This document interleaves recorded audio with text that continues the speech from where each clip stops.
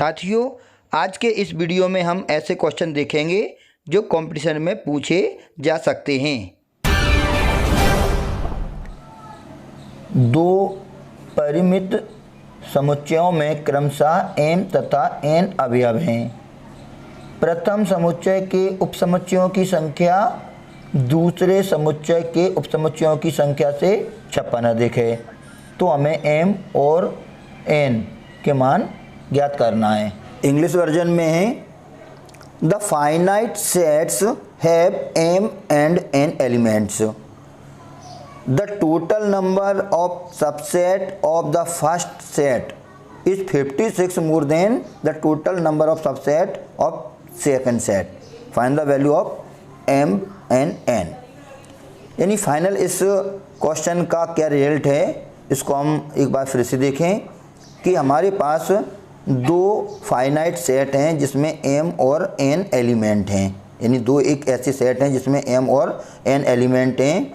अब वो क्वेश्चन कहता है कि total number of subset of the first set, यानी पहले सेट के जितने भी सबसेट हैं उन सबसेट की जो संख्या है वो 56 ज़्यादा है। किससे? Total number of subset of second set, यानी सेकंड सेट के जितने भी सबसेट हैं उन सबसेटों की संख्या से। यानी पहले सेट के सबसेट्स की संख्या 56 मोर देन है सेकंड सेट के सबसेट्स की संख्या से। तो हमें m और n की वैल्यू फाइंड करना है। इसको सॉल्व करेंगे तो मान लेंगे कि let a and b be two sets, यानी a और b दो सेट हैं, such that n a equal m and n b equal, यानी b में नंबर ऑफ एलिमेंट n और a में नंबर ऑफ एलिमेंट m। तो इस प्रकार से हमने दो सेट मान लिए a और b। नाउ p a यानी a का पावर सेट, तो इसमें कितने एलिमेंट होंगे? जितने a के सबसेट होंगे, यानी 2 की पावर m। 2 की पावर m, इसमें m एलिमेंट हैं तो 2 की पावर m उसमें सबसेट होंगे। तो पावर सेट में भी कितने एलिमेंट होंगे? 2 की पावर m। इसी प्रकार p b में कितने एलिमेंट होंगे? 2 की पावर n, यानी 2 की पावर n b सेट के सबसेट की संख्या होगी। इस प्रकार से जो पावर सेट है उसमें भी 2 की पावर n। अब अकॉर्डिंग टू द क्वेश्चन, यानी प्रश्न के हिसाब से क्या दिया हमें कि n p a equal n p b plus 56, यानी जो a है सेट उसमें उसके उपसमुच्चयों की संख्या b के उपसमुच्चयों की संख्या से 56 ज़्यादा है। तो हम क्या करेंगे कि इसमें इसकी वैल्यू पुट करेंगे दोनों की, इसको पहले इधर ट्रांसफ़र कर देंगे हम। तो n p a minus n p b equal 56। अब इसमें हम वैल्यू पुट करेंगे तो इसकी वैल्यू कितनी है? 2 की पावर m। तो इसमें 2 की पावर हम m लिख देंगे माइनस 2 की पावर n इक्वल 56। अब हम क्या करेंगे, इसमें कॉमन निकालेंगे 2 की पावर n, तो इसमें क्या बचेगा? 2 की power m minus n minus 1 और इक्वल में 56। तो अब हम क्या करेंगे कि 2 की पावर n इंटू 2 की power m minus n minus 1, इसके हम फैक्टर कर देंगे। तो इसको हम 8 इंटू 7 लिख सकते हैं। तो 8 इंटू 7 लिख दिया। अब इसको हम ऐसे लिख देंगे 2 की पावर n 2 की power m minus n minus 1 into इसको लिख देंगे 2 की पावर 3 इंटू 7। ऐसे ही कैसे लिख देंगे हम? अब हम इसको कंपेयरिंग करेंगे तो क्या होगा, जो 2 की पावर n है वो 2 की पावर 3 के इक्वल हो जाएगा। इससे हमें मिल जाएगा n इक्वल 3। तो 2 की पावर n इक्वल, तो ये n इक्वल 3 आ जाएगा। ऐसे ही हम इसको कंपेयरिंग करेंगे तो जो हो जाएगा टू की power m minus n minus 1 equal 7।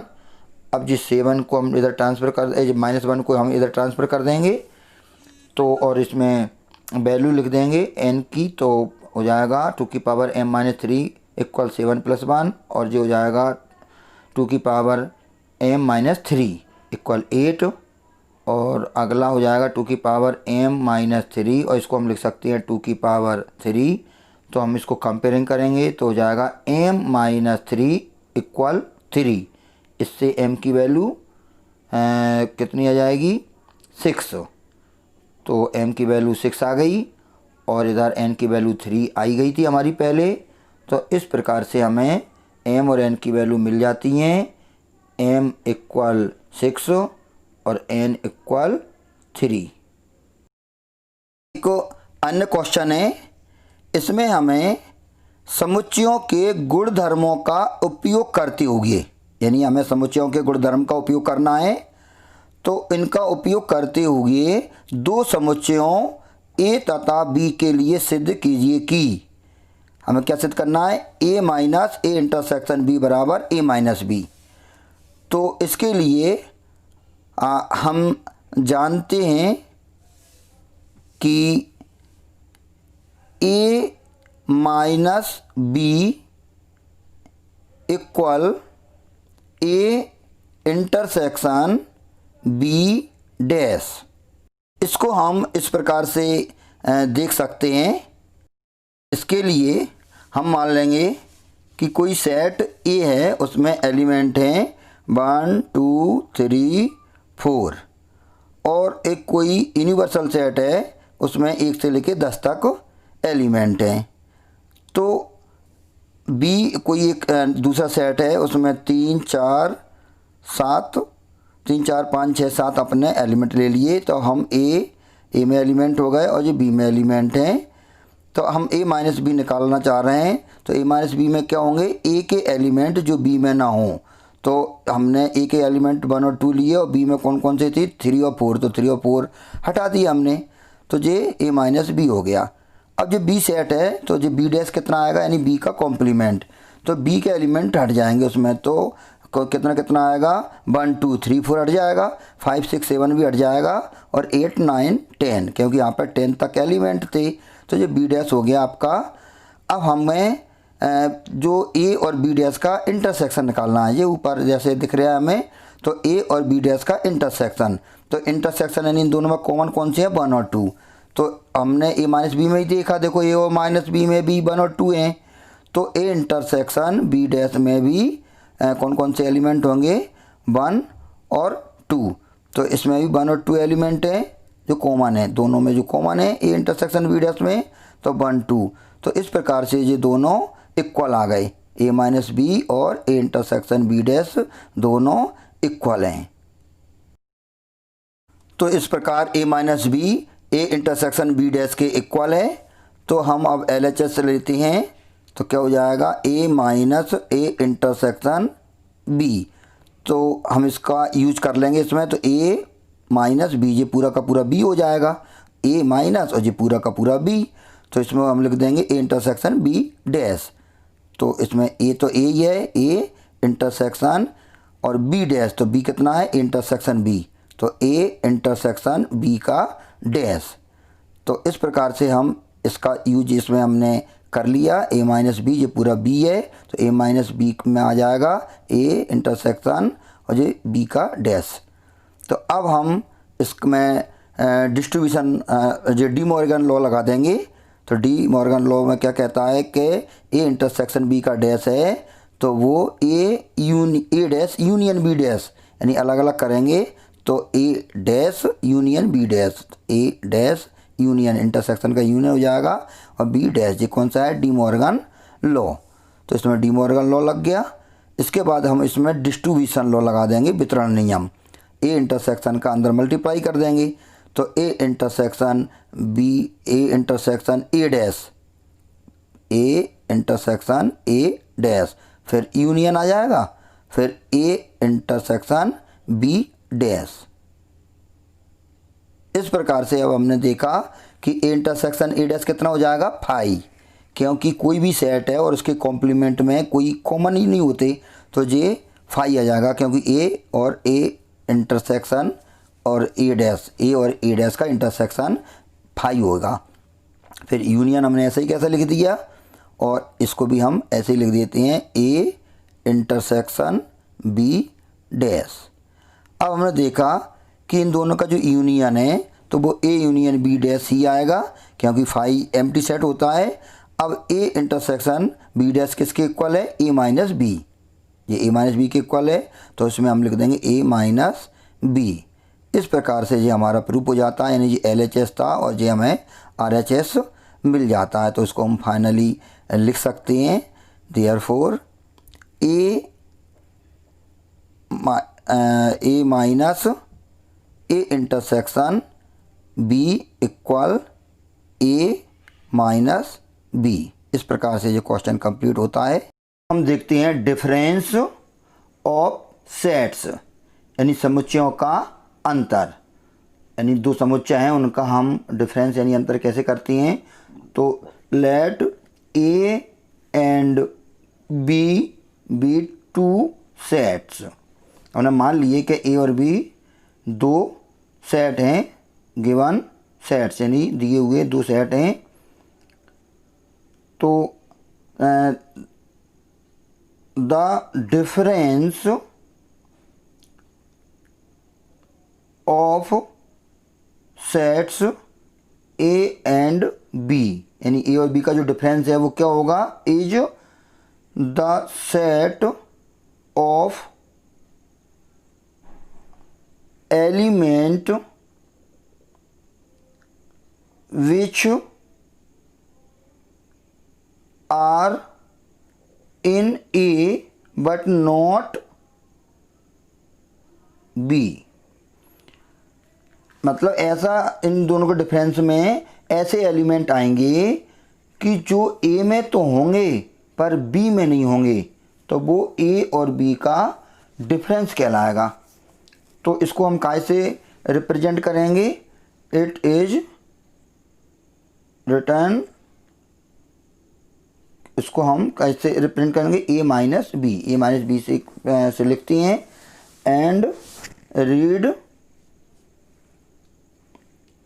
As A difference B, यानी उसको हम पढ़ते हैं ए डिफरेंस बी।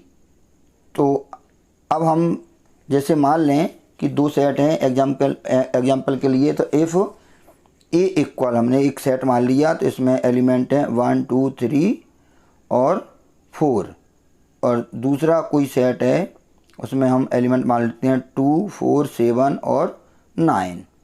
अब हम ए माइनस बी यानी ए और बी का डिफरेंस निकालना चाह रहे हैं, तो इसमें ए के एलिमेंट आएंगे, कौन से आएंगे, ए के एलिमेंट जो बी में ना हों।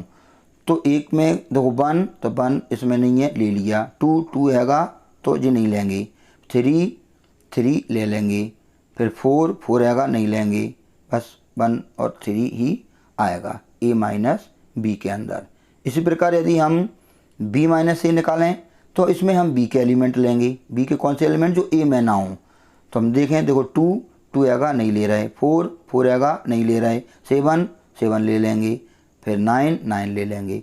तो ए माइनस बी आ गया और बी माइनस ए आ गया। इस प्रकार से दो सेट्स का डिफरेंस हम आसानी से ज्ञात कर सकते हैं। ए डिफरेंस बी को हम इस प्रकार लिख सकते हैं, ए माइनस बी इक्वल, इसमें एक्स टाइप के एलिमेंट होंगे और एक्स बिलोंग्स टू ए, यानी एक्स ए के अंदर होगा, and x does not belongs to B, यानी वो बी के अंदर नहीं होगा। इस प्रकार से हम इसको डिफाइन भी कर सकते हैं। अब हम इसमें सिमेट्रिक डिफरेंस यानी सममित अंतर को देखेंगे। यानी सममित अंतर क्या होता है, तो हमने अभी देखा कि ए और बी दो सेट हैं, उसका डिफरेंस हमने ए माइनस बी निकाला और बी माइनस ए निकाला।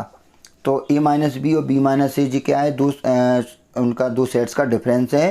अब हम सिमेट्रिक डिफरेंस निकालना चाह रहे हैं, तो इसमें क्या होता है कि ए सिमेट्रिक डिफरेंस बी, इसको हम डेल्टा से रिप्रेजेंट करते हैं और पढ़ते हैं ए सिमेट्रिक डिफरेंस बी। तो क्या आएगा, A minus B union B minus A, यानी ए माइनस बी और बी माइनस ए के यूनियन को हम उसका ए और बी का सिमेट्रिक डिफरेंस कहती हैं। तो बड़ा सिंपल सा है, हम इसमें ए माइनस बी और बी माइनस ए हमने अभी ज्ञात किया।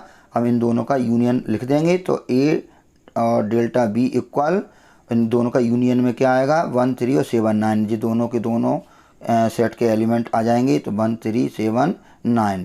इस प्रकार से जो सेट है वो हमें सिमेट्रिक डिफरेंस ए और बी का सिमेट्रिक डिफरेंस प्राप्त हो जाता है। और इसमें कौन से एलिमेंट आएंगे, जो कॉमन एलिमेंट को छोड़ देंगे और ए और बी के दोनों एलिमेंट आ जाएंगे।